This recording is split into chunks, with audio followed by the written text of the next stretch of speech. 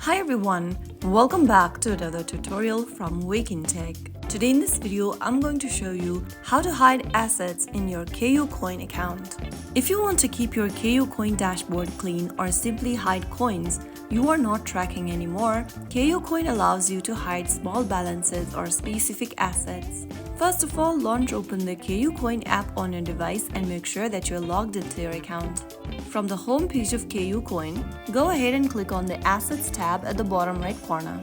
If you want your Assets tab to hide your balances like this, then all you need to do is to tap on the eye icon right next to Total Assets at the top left. Soon after you do that, your balance will be hidden. You can also hide it or show it according to your preference by tapping on the same eye icon.